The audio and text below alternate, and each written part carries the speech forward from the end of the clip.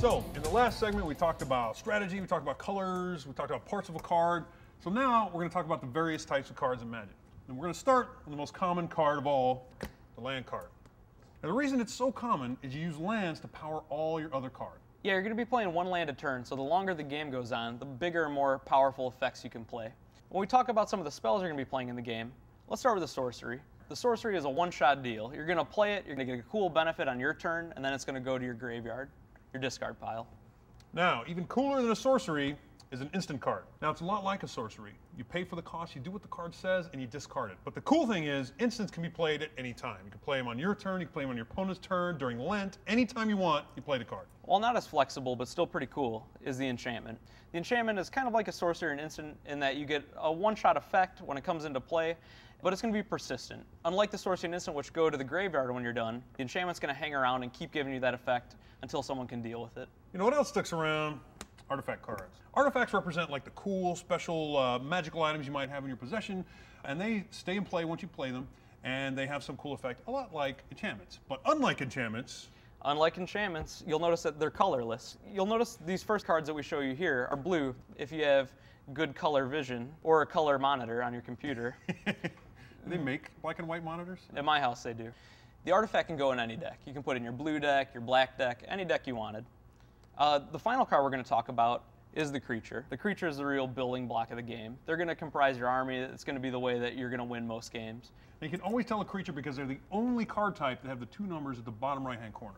Yep, the power and the toughness. So what do you say? You want to go cooking show on? Let's do it. Cook up some spells here? Make some cards. All right. So let's pretend we're deep in the guts of a game. We have 6 land out. We've played a land every turn up to this point, so we have the ability to cast quite a bit of stuff. We're going to lay out the cards. Now, normally, you wouldn't want to lay your hand out like this for your opponent to see. It's kind of bad strategy, but, you know, Jake's not a very good Magic player. So. I'm a fantastic and arrogant Magic player, so I don't care if you see my hand or what's going on. So we're going to cast some stuff here. The way you cast things in this game is you're going to tap the mana and get the power out of it. You're going to get the mana out of it, which is going to allow you to make stuff. So how do you show that you're using these lands up? You're going to tap it. Tapping is if you turn something 90 degrees. When you turn it 90 degrees, it basically says that this card is done for the turn. I can't use it until next turn.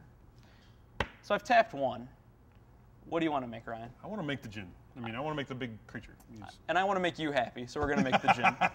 So look at the djinn. In the upper right-hand corner, you'll see a 4 and then 2 blue mana symbols. What this means here is that it's going to take 2 blue mana to play this guy, and then 4 mana of any color. So we're going to tap 6 total. 2 blue and 4 of any color, yep. In this case being blue. You'll notice, Ryan, that blue is a color. It is a color. Blue is a color. Awesome. In perpetuity. We tap 6 mana, and we put him into play. This is when the opponent quivers with fear. Some quivering will take place. If you're good. We are left with 1 land. So we got some options. We play our big cool creature. We can play a spell and call it a turn. So let's tap this land, and I'm going to play Sleight of Hand. Sleight of Hand's a sorcery. The sorcery, once we play it, is burnt. We get the cool little effect, and then it goes to the discard pile. Don't worry, though, because at the beginning of every turn, you get to untap all your stuff. So all these lands you just tap, you're going to get to use them again next turn. So this is kind of a good foundation for beginning a game. So let's begin a game. In the next segment, let's mix it up. Let's cast some spells. Let's do it.